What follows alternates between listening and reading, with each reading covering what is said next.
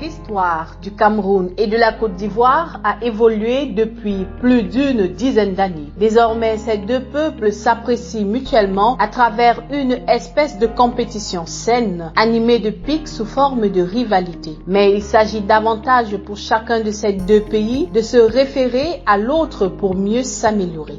Ainsi, le Cameroun et la Côte d'Ivoire sont devenus chacun pour l'autre une sorte de sparring partner idéal. En cette année 2025, l'histoire a bien voulu unir les deux nations appelées à faire face à leur destin à travers un défi titanesque, notamment l'organisation de l'élection présidentielle. Ces événements sont d'autant plus pertinents à l'observation que les deux pays affichent des similitudes dans le processus d'organisation des scrutins électoraux. En effet, de fortes pesanteurs marquées par des soupçons de fraude massive émaillent les élections de part et d'autre avec un doigt accusateur pointé sur Elections Cameroun, l'organe en charge de l'organisation des scrutins au Cameroun, et la Commission électorale nationale indépendante de Côte d'Ivoire, la CENI, des structures dont l'indépendance se relève tout simplement d'une vue de l'esprit tant elles sont décriées, accablées de toutes les forfaitures visant à maintenir au pouvoir le candidat sortant. C'est dire que le problème est systémique. Alors, ce qui est vraiment la caractéristique commune de toutes ces élections, c'est la contestation de la règle du jeu.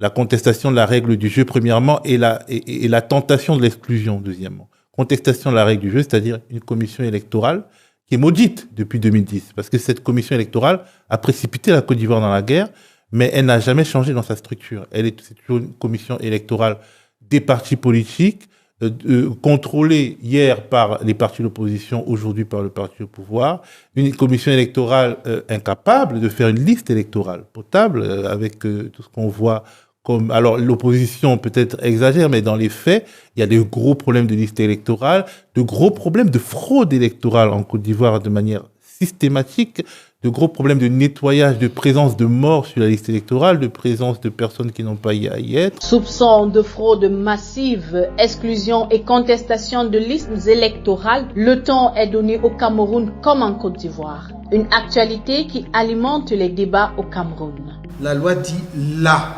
liste électorale nationale. Le directeur général de l'ECAM dit les listes électorales nationales.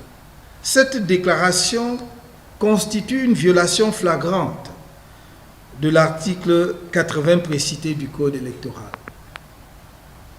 En effet, en procédant tel qu'il l'a fait, de son propre aveu, le directeur général de l'ECAM n'a pas publié la liste électorale nationale telle que prescrite par la loi. Cela revient à dire qu'à ce jour, il n'y a pas de liste électorale nationale disponible et accessible au public. Et pourtant, cette préoccupation répétitive pourrait être très facilement solutionnée. Nous sommes à 6 mois des élections. Les acteurs n'arrivent pas à s'accorder. Et là, on n'est même pas encore dans le fond du débat. On n'est pas encore sur la procédure de validation du résultat ou des choses un peu plus élaborées intellectuellement. On est à discuter sur une base de données. Une base de données, c'est qu'il y a de plus basique. S'accorder sur une base de données. Mais moi, vous me donnez la commission aujourd'hui. Si quelqu'un, un seul opposant ou quelqu'un conteste la base de données, je convoque une conférence de presse dans la foulée. Je demande aux différentes parties prenantes de faire venir leurs informaticiens et puis on met tout à plat. Le cadavre qu'ils ont repéré dans le placard, celui qui l'a repéré, il va le débusquer. Une base de données, il n'y a rien de plus scientifique, de plus simple. En octobre 2025, dans quelques mois seulement, donc, Paul Biya et Alassane Dramane Ouattara feront face à plusieurs challengers. Mais en attendant, la scène politique reste surchauffée au quotidien, rythmée de coups et de coups bas, de déclarations incendiaires dans les médias et autres réseaux sociaux et tribunes visant à discréditer, à semer le doute et susciter le rejet au sein de l'opinion publique, voire à disqualifier un éventuel candidat chez qui l'on décèle un soupçon de potentiel. La Côte d'Ivoire a déjà annoncé les couleurs de cette bataille via une décision de justice disqualifiant le candidat de l'opposition, Tidiane Thiam. L'ancien dirigeant de Crédit Suisse a été radié des listes électorales pour défaut de nationalité. Une argutie pour l'opposition et la société civile qui y voit ni plus ni moins qu'une manœuvre du président Ouattara, candidat à sa propre succession dont le camp ne se sent en rien concerné par cette décision, arguant l'indépendance de la justice. Laurent Gbagbo, Charles Blé Goudé et Guillaume Soro ont également été mis hors course. Une pratique qui se dessine également au Cameroun sur la candidature de l'opposant Maurice Kamto, président du mouvement pour la renaissance du Cameroun. Le dauphin de Paul Biya à la présidentielle de 2018 essuie à longueur de journée des analyses tranchées et critiques acerbes provenant essentiellement du pouvoir en place, le disqualifiant de la course sous la bannière de son parti pour défaut d'élu, le MRC n'ayant pas pris part aux dernières élections couplées législatives et municipales en 2020. Est-ce que la loi a dit que le candidat doit être présenté par un parti ayant participé aux dernières élections législatives? Il faut que je dise ça dans quelle langue? Nous avons des élus, pourquoi? Parce que l'article 15, alinéa 4 de la Constitution dit que tout mandat impératif est nul. Donc je suis élu de tel parti A. Demain, je démissionne de ce parti. Je vais dans le parti B.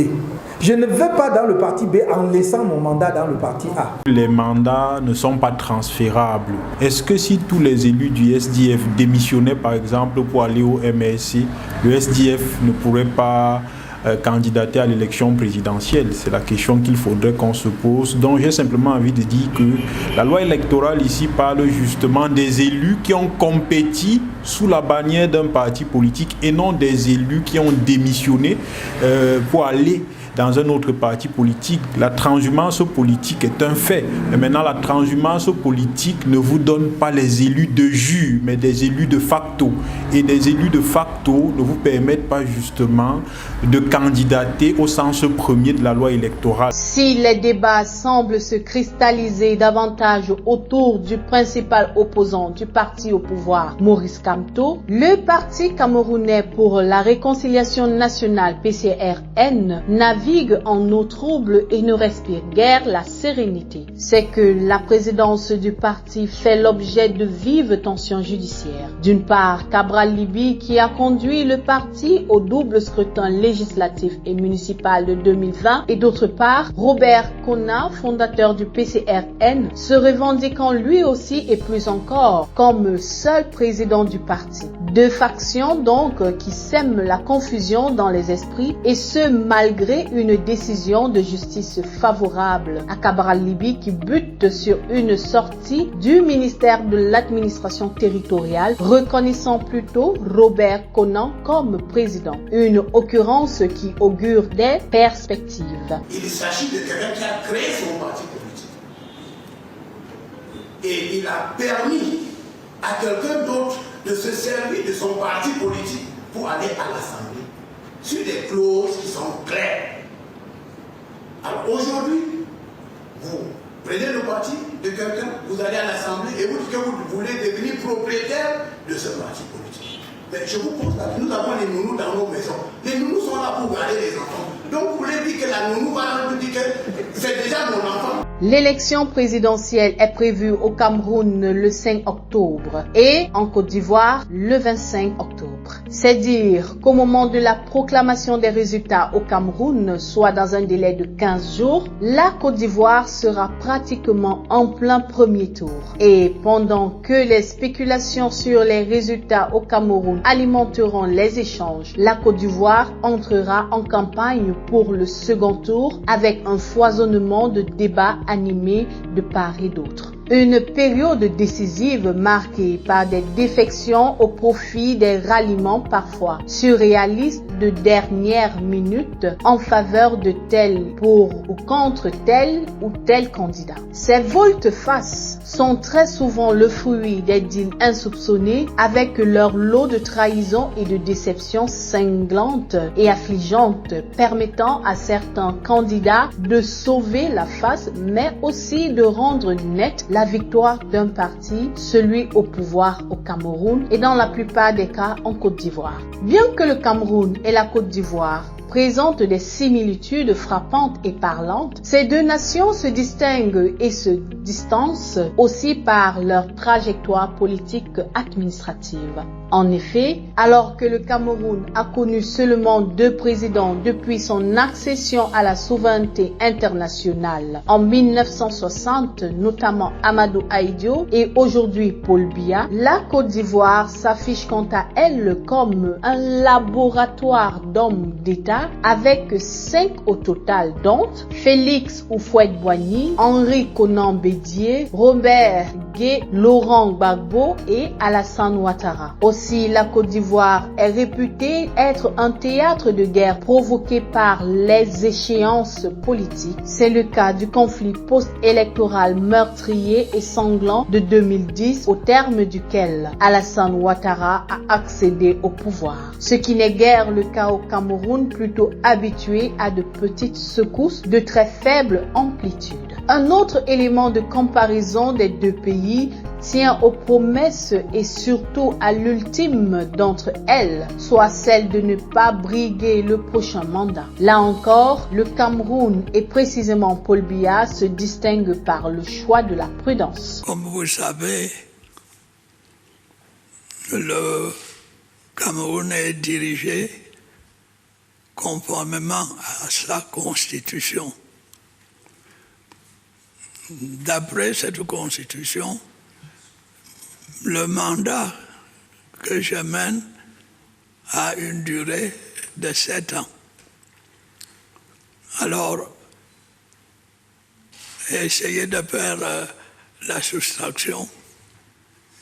7 moins 4 ou 3, et vous saurez combien de temps il me reste à diriger le pays. Mais autrement, ça sera sûr. Quand ce mandat arrivera à expiration, vous serez informés sur le point de savoir si je reste ou si je m'en vais au village. Là où Alassane Ouattara se prononce dans un premier temps en 2015 contre un 3e mandat pour se dédire le moment venu et le briguer à l'élection présidentielle de 2020. Moi, je veux une refonte constitutionnelle. La présente constitution a été faite par un régime militaire qui avait ses objectifs, qui a même l'immunité dans la constitution, qui a toute une série de dispositions incohérentes qui nous ont d'ailleurs posé des problèmes à un moment donné au niveau de notre Conseil constitutionnel. C'est une nouvelle constitution pour la 3e République de Côte d'Ivoire. Mais j'ajoute que ce n'est pas pour essayer de briguer un 3e mandat.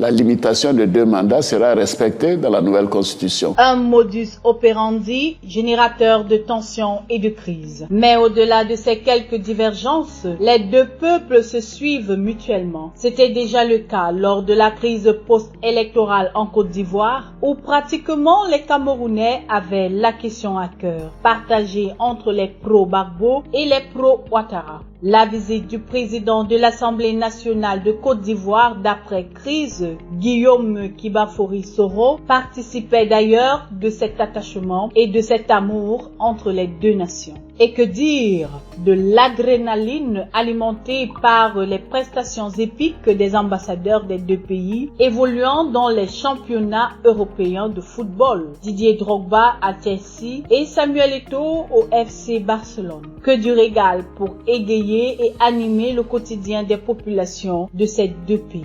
Au total, octobre 2025 constitue un tournant décisif pour l'avenir de ces deux pays, locomotive en Afrique centrale pour l'un, le Cameroun, et le leader en Afrique de l'Ouest francophone pour l'autre, la Côte d'Ivoire. Les deux peuples seront face à leur destin et se doivent de décider en toute lucidité de l'homme qui présidera aux destinées du Cameroun pour les 7 prochaines années et 5 pour la Côte d'Ivoire.